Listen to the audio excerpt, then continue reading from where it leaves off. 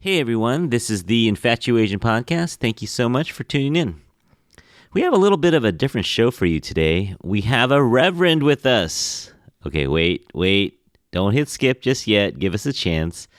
Today we have my friend Eugene Cho with us. He is a Christian minister, but he's also one of the coolest guys I know. He's made it his life's mission to end suffering around the world. Now, I've known Eugene for almost 40 years, and I can tell you for a fact that literally millions of people around this world are better off because of the work that he's done. And I'm not just saying that just because we're friends. He really does inspire me, and I hope he inspires you too. Okay, so with that being said, I hope you stick around, and as usual, thank you so much for listening.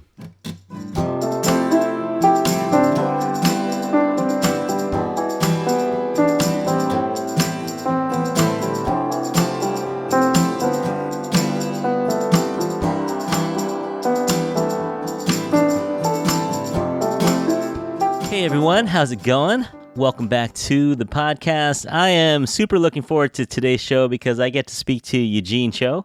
Eugene Cho is the founder and board president of One Day's Wages, which is a grassroots movement to alleviate extreme global poverty.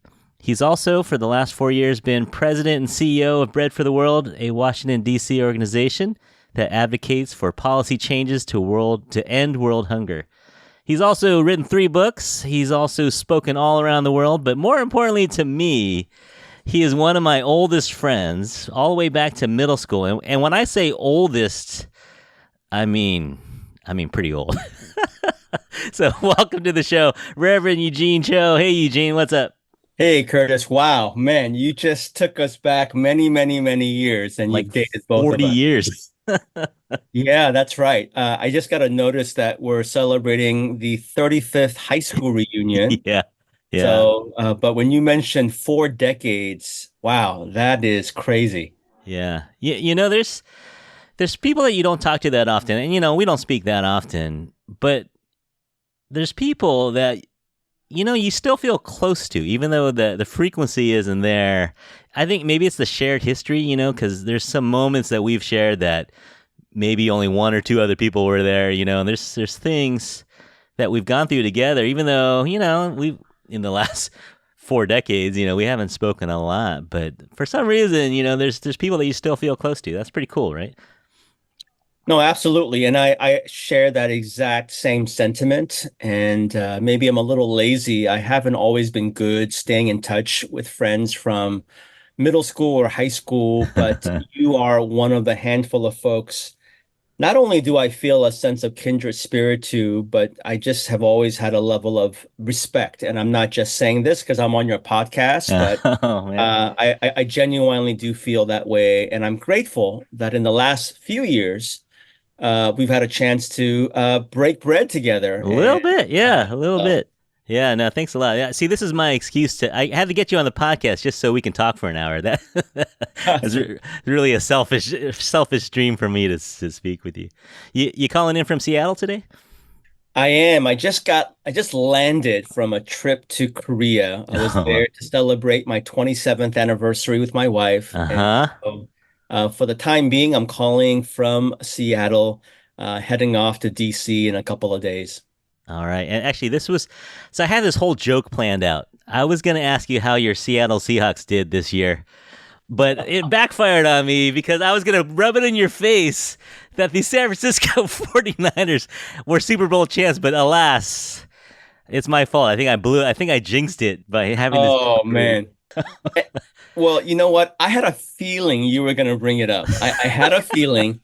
And this is really complicated. And I know that this podcast isn't about football, Right, but this right. is really complicated because, as you know, growing up in San Francisco, man, you can't not root for the 49ers. The Montana, the Craig, the Rathman, the Rice, the Yeah, Taylor yeah. days.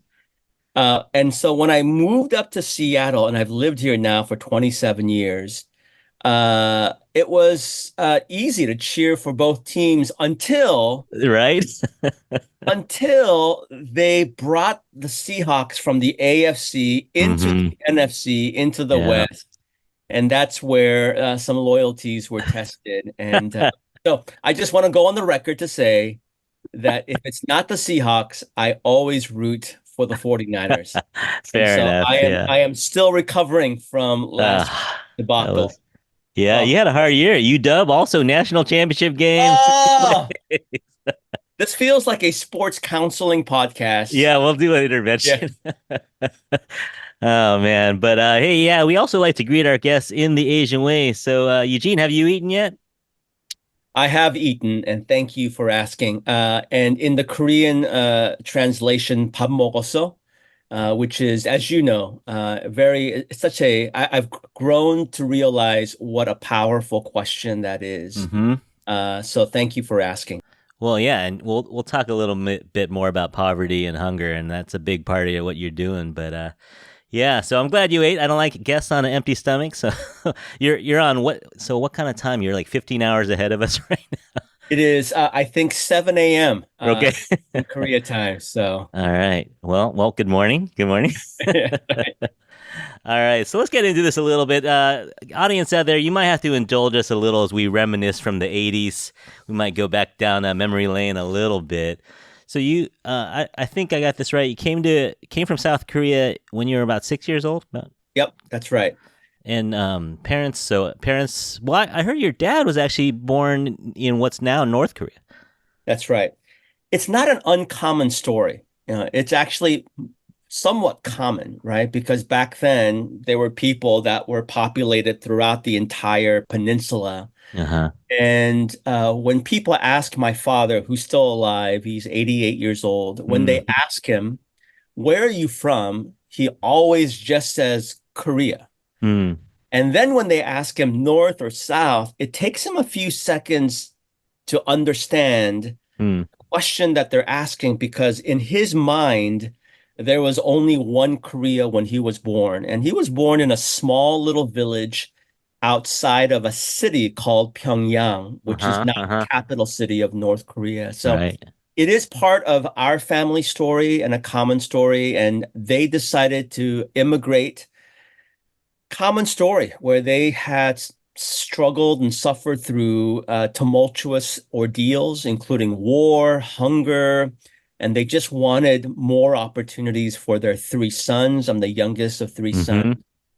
The crazy part of the story, and I would never ever do this to my children, is that I did not know we were moving. It was Oh, only wow. at the airport. It was only at the airport when I realized that all of our relatives were there and they were all crying, and I had no idea Mm-hmm. why they were crying. Mm. And it was at that moment I was able to connect the dots, had never gotten on an airplane before. And have actually never seen white people prior to Yeah. landing in San Mm-hmm. Francisco. It was at that point I realized, wow, this is not Korea. Huh. And so went through a season of identity crisis Yeah. and Yeah. anger at my parents and what have you. Mm-hmm. Mm-hmm. And honestly, it's for a lot of us now, if you think back, we didn't realize that South Korea it was a much different place in the 80s. Before 1988, it was in the 70s and 80s. It was not an easy place to live in South Korea. It wasn't, K-pop and K-drama time. It was a lot different. Yeah, it's really interesting that you say that because just coming back from Korea, I was Mm-hmm. stunned at the number of foreigners that are there, right? They're Uh-huh. estimating about 4 million foreigners that live there permanently, Wow. uh, not including everyone that's coming in. And so their reference point is BTS, Blackpink, Yeah, yeah. Samsung, Sure.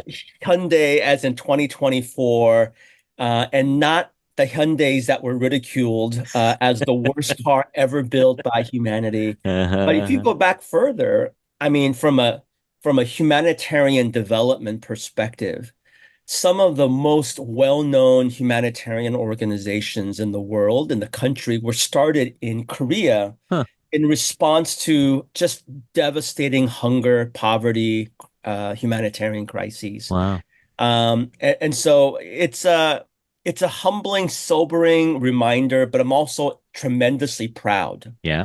Yeah. Uh, so proud of all that's been accomplished by Koreans in that peninsula and Mm. how Korean Americans and Mm-hmm. Koreans around the world, and for that matter, Asian Americans are contributing for the common good of the largest society in the world. Mm-hmm. Mm-hmm. All right. Well, let's get into high school a little bit. So I knew you in high school, and you were a good student and competitive guy doing lots of sports. But was there any hint?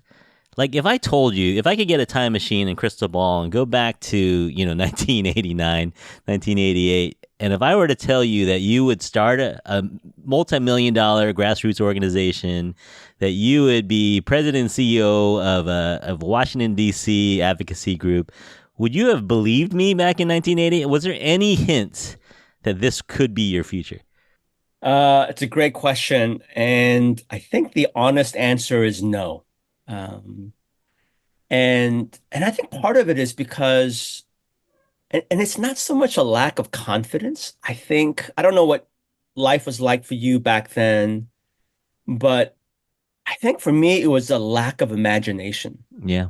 I just didn't know how I could imagine a dream, even Right. though shout out to Lowell High School. Despite all of its imperfections, it was an amazing experience where Yeah. they Yeah. pushed me and pushed up all of us. Hmm. But I felt like my framework of what could be possible was Yeah. almost non-existent. Yeah. Yeah. All I could think about was college. Go to college, get a job, right? That's right. Yeah. Yeah. And maybe even getting a job was just so nebulous. Right. And so, but I do feel like what helped me was just living life and some of the life Yeah. lessons that we learned even through middle school and high school. Um, Even if they weren't necessarily very concrete, eventually help me to Yeah. better understand what my capabilities are, a sense of empathy, a sense of wanting to contribute to a larger society. Hmm. Those things came later on, but I felt like those were the foundational years in some ways. Yeah. Yeah. No, I agree. So we go to UC Davis up in Northern California, and I think this is where I think I actually was able to see this transformation a little bit. This is when you got more serious about your faith. Like, did you grow up in church at all as a kid, or? Yes and no. I think I made a kind of and I know not to sound too churchy here, but I think I was 18 years old right after high school, where I had made a kind of a decision that I wanted to take faith more seriously. And Mm-hmm. in a strange way, again, there were people in high school that were supportive. I Yeah. mean, people like, I'm just gonna shout out some names here, but Sure. Tammy Law, Roland Tang, Uh huh. you. I think there were people that encouraged me in some ways, but it was in the summer between high school and college at my mother's small little deli shop at an IBM building in Sunnyvale, California. My mother worked grocery stores and deli shops her whole life, your classic immigrant, work context. And I hated working there because I was hoping to rest and party that Yeah. summer before college. Right. She needed some help, and I met someone named Raimondo Gonzalez. And Raimondo Gonzalez was a janitor, custodian at building number 81, where my Mm-hmm. mother had her deli shop, Mm. and struck a friendship with this person. He spoke mostly Spanish. And so, shout out to Señora Nicora, uh, Yeah. Yeah. mi profesora increíble, our Spanish professor, and I became friends with this gentleman, and he, in many ways, shared a good chunk of his story, and as a result, I was so compelled and made a decision, and as a result, I think it changed the trajectory of Yeah. what I wanted to do. My parents had ordained me to be a doctor like 62% of all Asian parents desire, or maybe more than that. But I chose a different path. Yeah.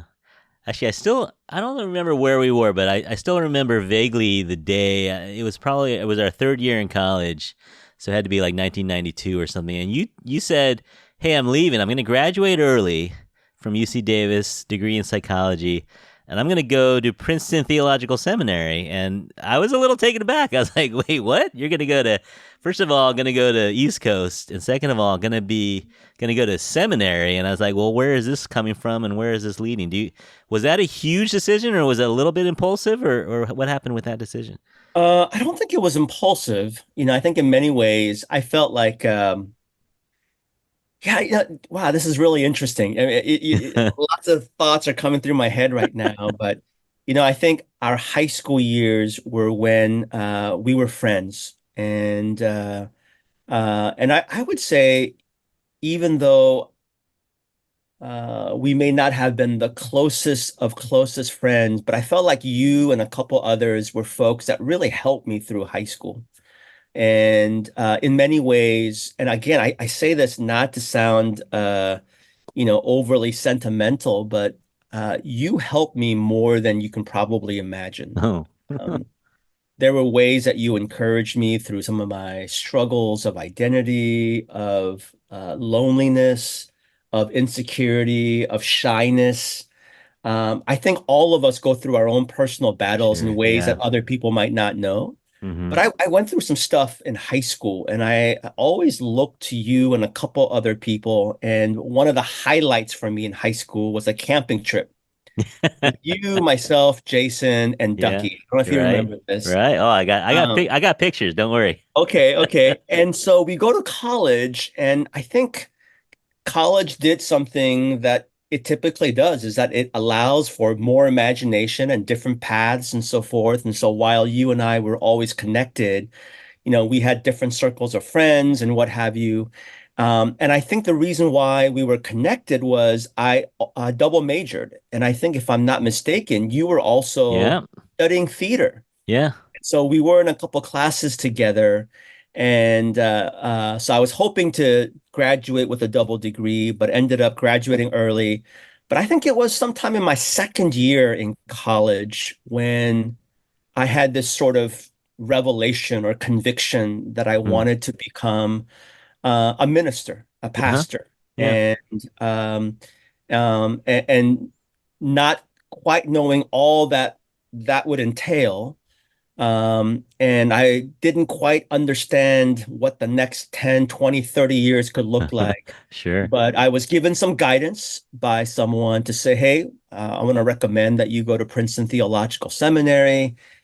I had never heard of it, didn't know what seminary was. Uh-huh. Next thing you know, I remember calling my parents, the most painful phone call I've ever had to make, Yeah. when I informed my parents that I was not going to become a doctor. Mm-hmm. Man, there was this is not an exaggeration. There was about 3 to 4 minutes of just silence on the other line. Uh-huh. Yeah. My parents were so crushed, and when I told them that I was going to be a pastor, a minister, that even devastated them more, even Uh-huh. though they were church-going people. Mm-hmm. Because I understand. Yeah. yeah. So, anyways, got into my car, and 3 years after college started, drove cross country with one of those things that we call a paper map, that you Uh-huh. fold and unpack, Yeah. Yeah. and drove cross country. So that was grad school. Okay. And then, so this is where we kind of parted ways a little bit. So I kind of lost touch with you a little bit, but you end up graduating and going to Korea, and that's where you met your wife of 27 years, Minhee. And so I'm gonna guess here, because in my head I was like, for the last 10, 20 years I've been thinking, when did Eugene get so smart? Like, when did he become like the man that he is now, international speaker, author, and all these things? And I think it points back to this point in Korea when you meet Minhee. Am I wrong about this? Because you were a goofy kid. I mean, you're kind of a fun-loving kid, a kind of a goofball, not super serious. You were intense, but not super serious. But then all of a sudden, you start starting churches, you start starting organizations. Am I wrong to say that this moment when you meet Minhee was super important in this journey? Definitely Man, I feel like you've just done an accurate psychoanalysis. But you're scaring me. So, I think couple things. I mean, the answer is yes. But I think I would go back two things. Again, high school was really transformative because it challenged me tremendously. And in terms of like the part in my life where I felt most challenged, for me, it was Lowell High School. Mm-hmm. And I wasn't a great student, but I felt like it helped me with tools to help me become a late blossoming person. Uh-huh. So Uh-huh. I blossomed in grad school. Okay. It was in grad school for those 3 years at Princeton. I think I began to connect lots of dots together. I Mm. began to find much more a sense of joy and pride in my Asian identity, in my Uh-huh. Korean identity. I wasn't fighting with myself anymore. I became more comfortable in my own skin. And I really began to, I think, overcome some of the fears that I was struggling with. Mm. And I don't know if I've ever shared the story with you, but my biggest fear in life was speaking in front of people. Really? My biggest fear. Huh. And so in middle school, voted shyest kid. And I think when you're an immigrant and you come here at first grade can be fun, but it could also be incredibly Yeah. painful. Yeah. Kids Mm-hmm. can, and I had this problem of wetting my pants in first grade Mm. because the scariest thing that I could do as a first grader who just 2 weeks ago had gotten off an airplane to see America and white people for the very first time, the Uh-huh. scariest thing I could do Yeah. was to raise my hand. Huh. And so when I had to go to the bathroom in first grade, I just could not raise my hand. Oh man. And so about once every couple of weeks or so, I would wet my pants. And so kids would, Uh, man, yeah. there's some pain there. It's not maybe this is the reason why I married Min Hee, who happens to be a therapist. And so I get free counseling for life. But I think it was around grad school. And then I think definitely when you begin to apply the things that you've learned through high school, college, grad school in real life on the streets. And I think that was what Korea really afforded me was the opportunity to embody the things that I said that I am about or wanted to study out on the streets. And at that time, I would say, yeah, it wasn't the cool Korea that it is now, but it was the beginning of globalization. And so you could see people, even then, Mm. from all around the world slowly begin to trickle. And so you begin to broaden your imagination. And I think what I lacked the most wasn't necessarily, smart. It was about imagination. It was just Mm. having the opportunity and the know-how even to imagine. And maybe this is some of that Asianness as well, right? I Uh, feel like in our family upbringing, imagination was a box. This is uh, it. You become a doctor, you listen to your parents, you do these things, don't cause any trouble, just take care of yourself. And I felt like it was in grad school and then Korea, and then certainly meeting my wife now of 27 years, becoming a parent that really began to broaden my imagination. cool. Cool. No, that's neat.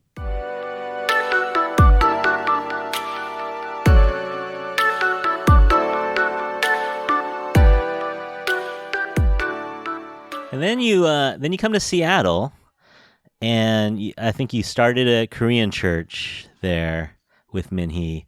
But then I think your desire to kind of build something more international or multinational or diverse came in, and you started Quest Church in 2001. And what was your thinking behind that? I miss San Francisco, to be honest with you. I was pastoring a Korean American second generation English ministry. These are all terms that people Sure. in the church world might know out in the suburbs, and it was Uh-huh. great. But man, you can't take the urban, the city, the Uh-huh. diversity out of who I am, who I feel like, again, from a spiritual perspective.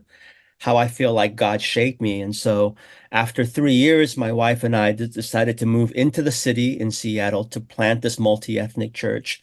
But I think even uh, in addition to that, again, not to sound overly theological, but this idea that we wanted to not just talk about spiritual things, but also embody things like mercy and justice and Yeah. compassion Yeah. in the way that we live our lives. And Hmm. so we planted this church and pastored this church for 18 years. It was Yeah. one of the most incredible experiences of our lives. Met some amazing people. It was also incredibly gratifying to see the church grow to become one of the most large, influential churches in the region. Yeah. And Yeah, a tremendous, tremendous experience of our lifetime. Yeah. And I got to visit you up there, and I thought it was really cool that you met in this warehouse. And then, so that was Sundays, but then the rest of the week, that warehouse became Q Cafe. And I remember, you probably know this sign, but I remember seeing the sign on the window which said, some of our customers are unhoused or nearly unhoused, and they may not look like you or smell like you, but we're here for them, and they can come in anytime they want. Do you remember that sign? I'm misquoting it. Yeah, no, absolutely. I mean, I think it's really important. One of the most important mottos of our lives is what does it mean to be a good neighbor? Mm-hmm. This was important then, and let's just say it. It's so important today, and it Yeah. will always be very important. Who is my neighbor? And I say that again, not from a Christian perspective, but I think it's a very human Human. Yeah. issue for us to really wrestle with. And back then, we wanted to be a coffee shop, an art gallery, a computer center. We taught classes for the elderly there. We wanted to be a place that really served as a joyful, restful place for our neighbors. Obviously, we also wanted it to be clean and safe, and we had some of those guidelines and what have you.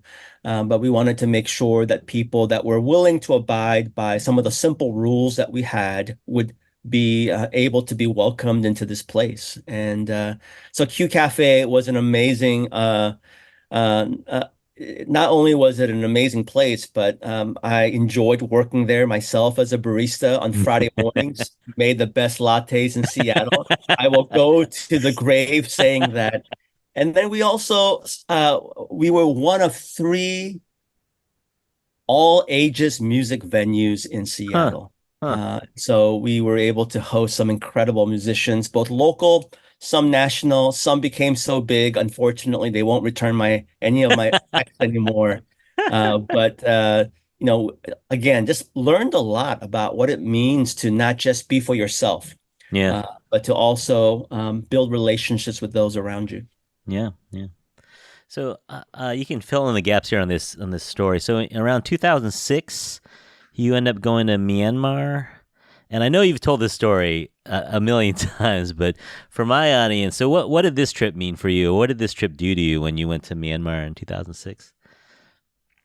Yeah, and I've always cared about global issues. And I think it's because I'm a global citizen. I was born Yeah. outside the United States. And so I've always cared about global issues. I've always had a growing passion for issues of injustice, hunger, trafficking, water crisis issues. And so there were opportunities that I had to be able to travel, to learn, to observe, to do research for some projects that I was doing. And when I traveled to Myanmar, otherwise known as Burma, for some that might be Mm-hmm. listening to this show, I didn't know much about Right. Myanmar prior to Yeah. this. Yeah.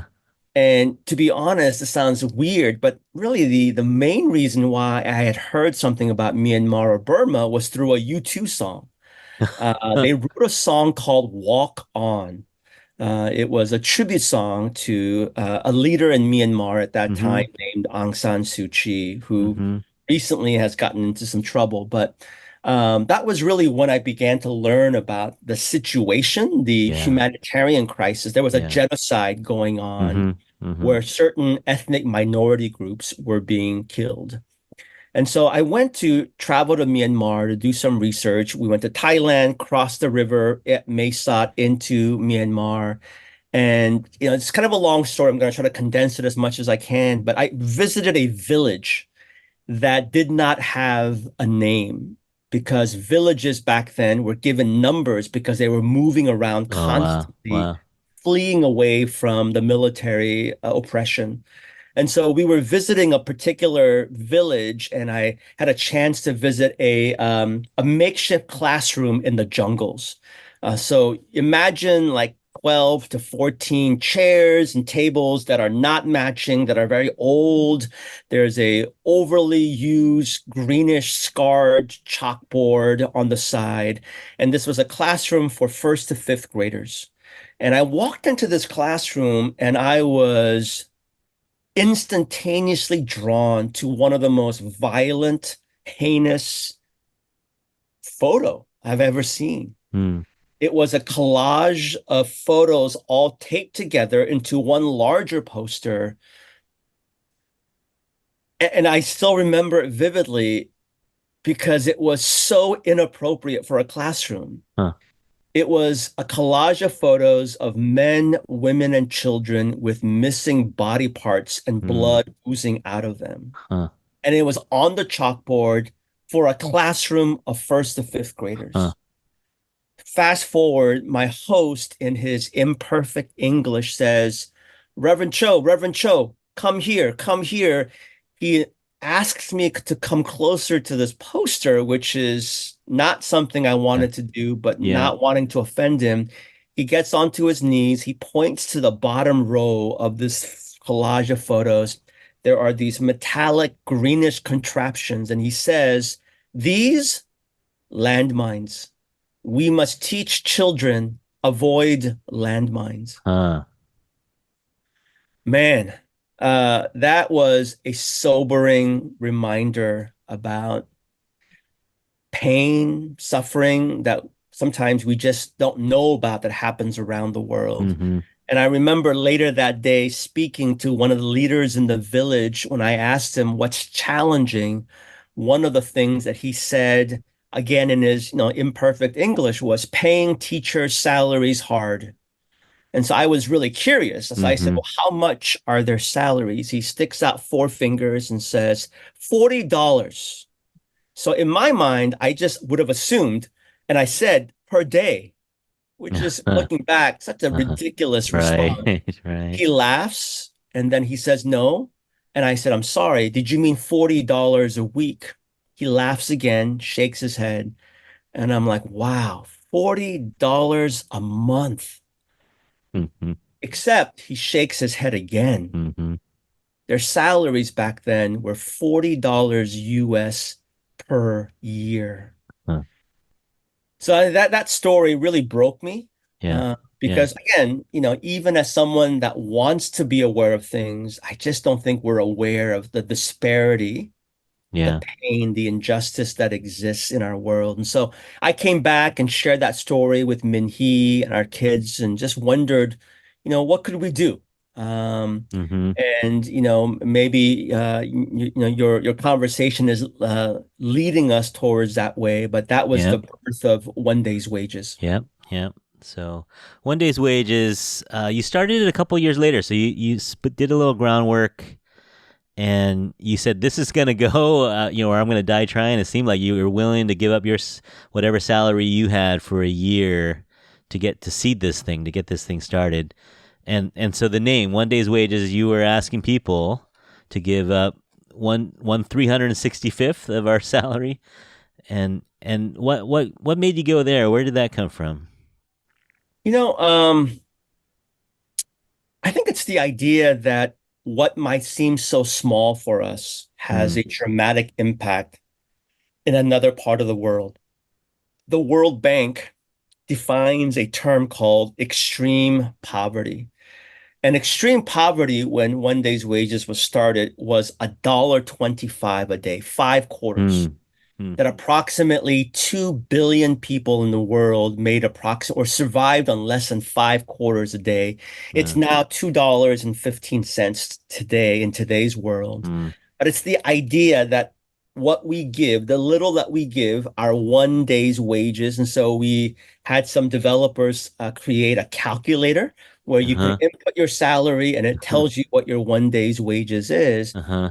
And I love this concept because not only is the temptation for us to think, you know what, I don't care.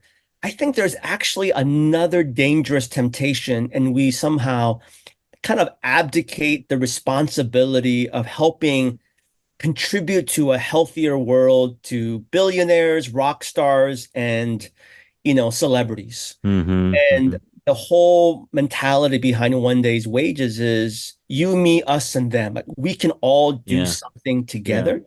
And 1 day's wages might not seem like a lot. It is still sacrificial giving, but when it is pooled by Yeah. the giving of tens and hundreds and thousands and tens of thousands, fast forward nearly 15 years, we've been able to invest over $10 million Huh. Huh. all around the world in very carefully vetted projects and Uh-huh. partnerships, Uh-huh. highlighting very small organizations around the world. Yeah. Yeah. No, I love it. I just poked around your website a little bit. Over 300 projects and all different areas. I think you have kind of 12 main categories. A lot about children, a lot about education, health, sanitation, refugee support, jobs, skills. Like you have these different projects, different areas, and I love that it's scalable too, right? So if you're working for $18 an hour somewhere, 1 day's wage might be $200. But if you're working in a tech firm, your 1 day's wage might be a couple $1,000s a day, and so it gives people a chance to participate at their level, and no one's gonna go broke by giving away 1/365th of your salary. Yeah, absolutely. And this is why we always encourage people, even if it's just once a year, like on your birthday, donate your 1 day's Yeah, wages to yeah. bless someone else. Of course, we received some ginormous donations along the way, but one of my most inspiring donations was a high school student who sent in his donation of $86 and left a note to say, "This is my 8-hour shift from Hmm. Subways." And that captures the spirit Yeah. of what we're about. Nah, that's awesome. All right, and so you're still working at the church at this time, and you're running 1 day's wages, and then you go write a book too. 2014, you write a book, and this book come straight out of 1 day's wages. It's called Overrated. Are we more in love with the idea of changing the world than actually changing the world? Where did you get the idea for this book? Yeah, part of it is from 1 day's wages, but I think it's kind of a confession. It's a book of confession. Mm-hmm. It's Yeah. me sharing with people that to acknowledge that it's a good thing that we want to change the world. But we could also be foolish in that process. Sometimes we don't realize that we ourselves need to be changed. In fact, maybe that's even the most important journey is that there has to be some self-reflection and growth in our own lives. And so there's 10 lessons or 10 confessions that I share in this book about doing the work of compassion and justice more justly, Hmm. with more integrity. And of course, I share some of the lessons that I've learned as a pastor who started a church, as someone who started 1 day's wages, but also as a result of lots of conversations. Over the years, I've Mm-hmm. had so many conversations, particularly with young people. Whether it's accurate or not, I've developed a reputation as being kind of an entrepreneur because I've been starting things. I've Yeah. started a coffee shop, started a church, started this. And so Yeah. I've had people meet with me, fly in from other parts of the world to say, I want to pick your brain. Yeah. I was concerned that some of the questions that people were asking was really more obsessed about results and not also about the Huh. journey, about Uh-huh. the how we go about doing this work. And so it helped birth that book. Yeah. Yeah. Okay. So it's available everywhere. 10 years old now. Do you think it reads differently in 2024, or would you write it any differently? That's a great question. I just saw the Korean version of that book at a bookstore in Korea, and it's a very different book cover. It's a book cover of me in a Superman suit taking a selfie. No, I still, I mean, of course, if I had the opportunity to edit it, I would make some changes and revisions, but I think the heart and premise of it Yeah. Yeah. is still very important. And surprisingly, I don't know what happened. Maybe COVID forced more people to read. Maybe that's what happened. You got a little bump? But I've had more people in the past couple years Yeah. writing to me saying, "Hey, this book really challenged me, inspired me," which, for an author, Yeah. is deeply encouraging because that's ultimate. No one's buying a private jet because of book sales on Right. here. So Right. Yeah. it's because you want it to contribute to people's growth and their flourishing and Yeah. their imagination. Yeah. I keep using that word imagination, but I think that's it. I want to Yeah. contribute to people's imagination of how they can live their lives. Yeah. No, very cool. So everyone can get a copy of this book, and Eugene's other book. We'll mention that in a second too. But you can get it pretty much anywhere. But you know where you can get books. And so in 2018, you retired. Not retired. You stepped down as the pastor of Quest, and were you kind of in between at that point, not exactly sure what you were gonna do. Well, y yes and no. I mean, in the short term, I knew I was working on my second book. I was traveling a lot. So I really began to travel a Mm, bit more, both here in the US and around the world. And as challenging and hard as it might be, I also, it's not lost on me what a privilege it is to travel the nations, yeah. encouraging whether Yeah. it's small groups, underground communities and churches, large conferences. So I had a chance to be able to speak with a myriad of people doing kind of similar work around wanting to make the world a better place, if you will. Yeah. Yeah. So then 2020 was a big year for you. You released your second book, Thou Shalt Not Be a Jerk, in 2020, is how Christians can engage in politics. But then you also got a new job. You also, like in March 2020, what a month, right? In March of 2020, you got offered the job of being the president and CEO of Bread for the World, which has been around since the 70s. And I think one of their mottos is that, or one of your mottos is that you speak up to end hunger as an organization, and it's kind of an advocacy. Is lobbyist the right word to use? It lobbies. Yeah, I mean, it's part of what we do. It's Sure. not Yeah. all that we do, but I have, staff of about 60 people. And so I have a team of folks that we call our government relations team that are in essence lobbyists. And yeah, it's a tremendous honor. It's a very well-known, well-respected Christian advocacy organization. Mm-hmm. And it's not what I had in my bingo card at all. And let alone starting that gig the week of the pandemic. Right. I saw my staff for 2 days and then didn't see them for another 18 months. Yeah. Um, but the essence of this organization is, many of us have heard this adage, this phrase, you can't just give people fish, you have to teach them how to fish. Mm-hmm. And while that's true, I think there are more textured and nuanced questions that we have to also be asking. Questions like, why do some people have access to that river and others don't? Why are some parts of the river more polluted than other parts, Mm-hmm. particularly where the poor and vulnerable or minorities live? Why is it that we have this need for people that are hungry when there's plenty of fish in that river? Mm-hmm. And so Bread for the World seeks to work upstream so that other organizations downstream can Yeah. have the resources, the knowledge. And so we work our tails off simply to help shape policies and legislation. And the reason, and this is how I explain it, I'm not a fan of politics, to be honest with you. I don't know if many people are, but I'm not a fan of politics, but I know that it matters. It Yeah. matters because it shapes and informs policies which impact people.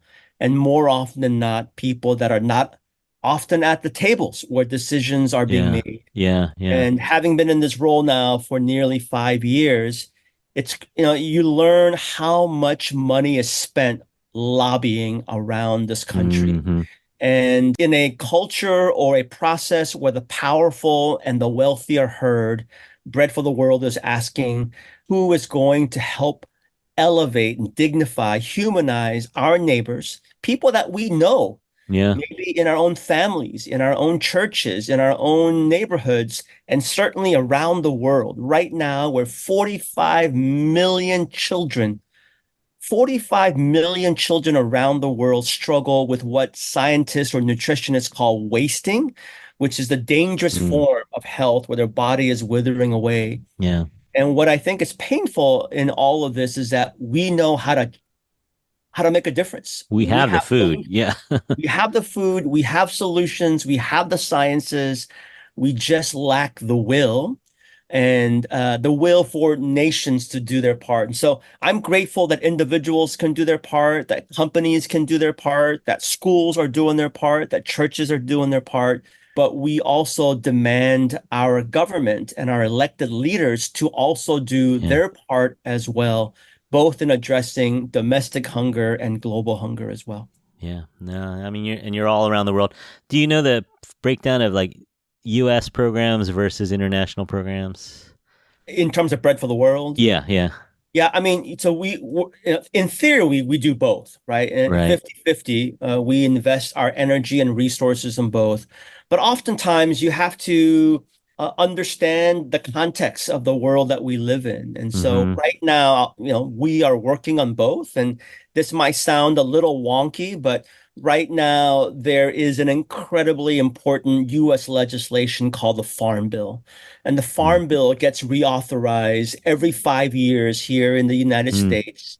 And it's an opportunity for us to make a certain legislation that houses something called the Supplemental Nutrition Assistance Program called SNAP. It's modern day food stamps. Right. Right. 41.5 million Americans are on it, including, I'm sure, some of the students that you have in your Yeah. school. Uh, and Absolutely. and these are families that are working hard, that are paying their taxes.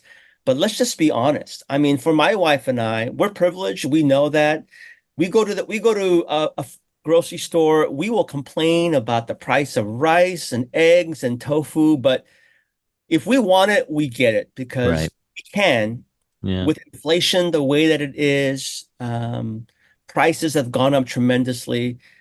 Wages have not gone up. So it's a real big issue here. And then globally speaking, again, I don't want to get too overly wonky here, but we believe that right now we are seeing the worst hunger crisis Mm. unfolding in the last 5 decades around the Wow. world. Wow. And it's because of what we call the five C's.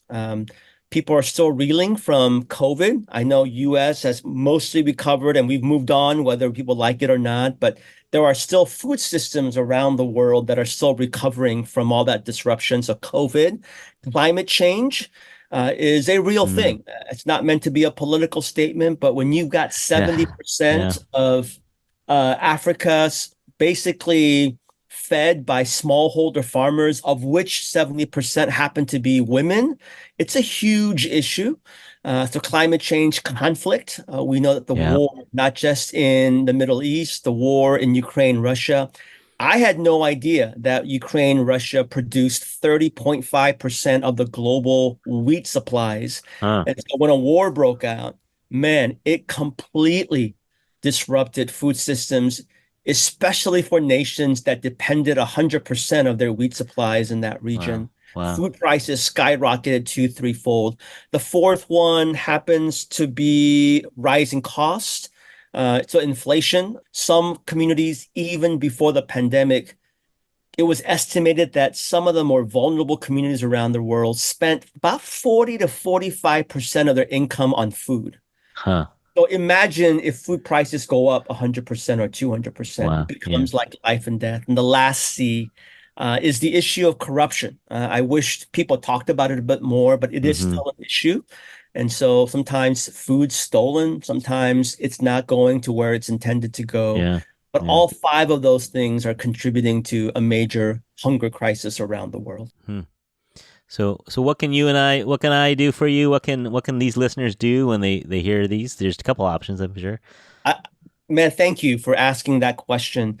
I mean, obviously, people can be involved in their local communities, right? They can give to their local food banks or to their church pantries, do a drive at their school or at their company and what have you. And all those are really good things. But I often tell people, you're not going to food bank your way out of hunger. Right.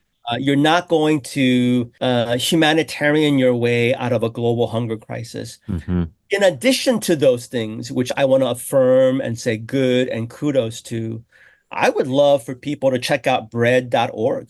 You know, give your 1 day's wages at 1dayswages.org, and then check out bread.org and sign up and become a member. We have about 200,000 members around the country, people that are faith inclined and those that are not faith inclined, but we ask them to raise their voices. Hmm. So in 2020, in October 19th, 2021, excuse me, we worked on a legislation for 3 years. This is the part that I hate about my job, is Yeah. that you have to toil for Mm. years. So we worked on a new legislation called the Global Malnutrition and Prevention and Treatment Act, the GMPTA, and it became eventually one of the more bipartisan bills that was signed by Congress. And that bill, even though it took us so long to get passed, has the capacity to impact millions of women and children. The Hmm. power of one signature, the power Wow. of one legislation. So Yeah. I would love to encourage people to check out bread.org, sign up for our newsletter, and then join us. If you don't want to give any, if you don't want to donate, that's fine. Your voice is what we're asking for. Hmm. Your voice, your advocacy for, and it's amazing when I meet with members of Congress, and I can name drop like crazy here and name people that you're seeing on all the cable news. They respect me because I have this title of a very respected organization. But to be honest, I often feel like it's a polite golf clap, respect. Right. But when I come to meetings with 10, 20, whether it's in person or Zoom meetings, these are people in respective members of Congress's districts Hmm. or states for those senators. It's Mm-hmm. a, it's a different conversation. They Does, listen. does Yeah. that make sense? So Yeah. if I'm meeting with a senator from, let's say, Nebraska, the fact that I can bring in people from that state or Yeah. that district to say, hey, this is Yeah. who we are, this is where we live, this is why we care about SNAP. This Yeah. is why we care about a program called Women, Infant, and Children. This is why, even in this crazy time where it feels like more mentality of isolationism is happening, I'm an American citizen that still cares about the global world, and I Uh-huh. care about what's happening in Gaza. I care about what's happening in South Sudan and Myanmar. Slowly but surely, people begin to listen, and that's what we need, and that's the power of advocacy. Oh man, you got me pumped up, Eugene. Do it. I'm in. I'm in. All right. So everyone out there, you can follow Eugene on Instagram at Eugene Cho, and you can check Eugene out on bread.org or also 1dayswages.org.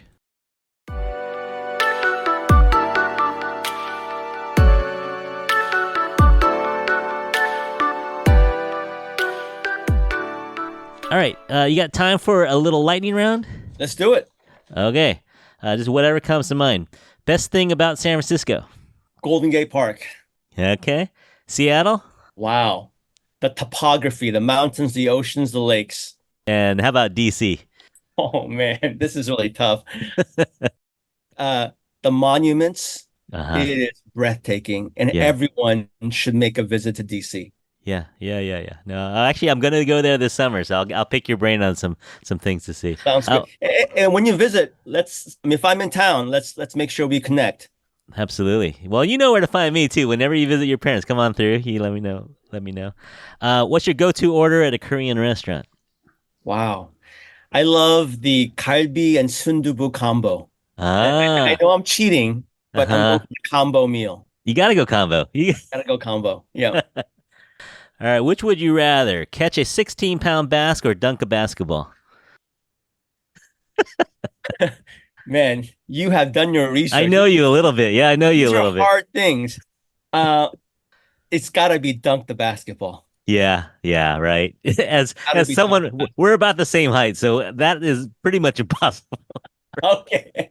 But Wow, you called me out. You well, just people can inflated tell. my dreams. Well, you know what? No, maybe with bionics or something, we'll figure it out. All right, what's your favorite charity other than One Day's Wages or Bread for the World? Wow, wow, that's such a great question. I just have there's an organization called World Relief, Uh huh. and I think yeah, they really inspire me as well. And there's a couple nonprofits that do work around North Korea Uh, for obvious reasons. One is called RIA, another one is called Liberty in North Korea. But the situation in NK has remained something mm-hmm. that's still affects my heart and my Yeah, compassion. yeah. And then we like to end on our signature question. We ask our guests who their infatuation is. Infatuation is anyone in the Asian community, living or deceased, that you admire. So, Reverend Eugene Cho, who is your infatuation? I'm gonna cheat and give you two people, one that's living and one that has passed away. And I Perfectly feel fair. so, this is such a privilege for me, but someone that's living, I mean, I know it's not an uncommon answer, but Jeremy Lin, Uh huh. uh, man, he again broadened the imagination for Asian Americans. Absolutely. And the crazy part about this is I remember the moment he hit that three-pointer against the Toronto Raptors. And I could not believe how giddy I Yeah. was jumping up and Yeah. down in our living Crying. room. Yes. It was amazing. But the Yeah. crazy part of the story is fast forward about 4 years later, he became a donor of One Day's Wages. We became Mm. friends. And then he asked me if I could take him to kind of see some of the projects and work that One Day's Wages invests in. And so I had a chance to host him in Thailand for a vision trip, if you will. I got a Huh. chance to play some hoops with him. What? I may have scored a bucket on him. He may not acknowledge that, but not only is he someone that is one of my infatuations, but is a dear friend, and then someone that has passed away. Um, I write about this person in my latest book, Thou Shalt Not Be a Jerk, and it's a 16 year, or she was 17 years old when she passed away, but her name is Yu Kwan Sun. And Yu Kwan Sun, people can Google her name or they can Mm-hmm. purchase my book, but she was 16 years old when she emerged in Korean history as a leader of their Korean independence movement. Huh. And this isn't, a way to kind of flame any tension, but we all know, historically speaking, there's lots of tension among several Asian nations. And so in Korea, we were occupied by Japan for many, many Mm-hmm. years. Mm-hmm. And so Yu Kwan-sun is this young 16-year-old Korean woman who embraced not only Korean independence, but also even before MLK became a mainstay, she taught Korean people about the power of nonviolent justice movement. Huh. Huh. And so she's not very well known, but I'm just going to read one of the things that she wrote when she was in prison. She wrote these words in a letter. She says, quote, "Even if my fingernails are torn out, my nose and ears are ripped apart, and my legs and arms are crushed, this physical pain does not compare to the pain of losing my nation. My only remorse is not being able to do more than dedicating my life to my country." She was 17 years old when Wow. we wrote that. Yeah. And so whenever I go back to Korea, there's a mural in one of the neighborhoods that I often like to visit and take pictures just to remember this person. And it was an honor to dedicate a couple pages sharing her story in Yeah. my latest book. Wow. Man, when we were 16 or 17, we were just worried about getting girls to like us, and we weren't giving our lives for our country, and we we weren't doing that. But you know what, man, you're making up for lost time. You've done so much already, and I can't wait to see what you do in the next 50 years. I think it's going to be good. I think it's going to be some pretty good stuff. Well, Curtis, thank you. And I want to really again amplify this, and this is not for the sake of your listeners, but since we're on this podcast, you were really an encouragement and an inspiration to me. Oh man. Yeah, same. Likewise, And man. yeah, I was struggling in high school. Hmm. And I didn't realize how much I was struggling. And so I think your kindness and a few others really come to mind, that really helped me during that time. Hmm. And I think I said this to you at our 30-year reunion. It's just, having the opportunity to reconnect, even if it's seldom, but still to reconnect is Hmm. always a treat. And Yeah. we'll have to go back to Santong sometime Yeah. again to get some wings. Dude, I have to credit your mom with my love for bulgogi. Because I think the first time I ever had it was you brought it, we were just doing a little road trip and you brought it in a Ziploc bag and we had a little hibachi grill. And that was the first time I had ever had it. I had never had bulgogi before. And we went on this, we went out of the back of my station wagon, Subaru station wagon, and we were grilling this thing up. And I was like, what is this?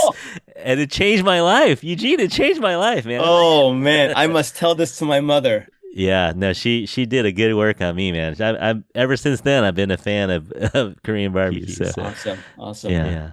All right, man. So good catching up. We'll do it in person soon. We'll find a time. We'll find a way. But everyone out there, thank you for listening. I'll put the ways that you can get in touch with Eugene in the show notes. And everyone out there, you can write to us at infatuasianpodcast@gmail.com. Let us know your thoughts about some of the things that we talked about. You can also follow us at Infatuasian Podcast on Instagram or Facebook. You know how to do that. So just really fun talking to you, Eugene. So we'll talk to you again soon. All right. Thank you so much. All right. So on behalf of Eugene and myself, we hope that you're all happy, healthy, and safe out there. We'll talk to you soon. Bye, everyone.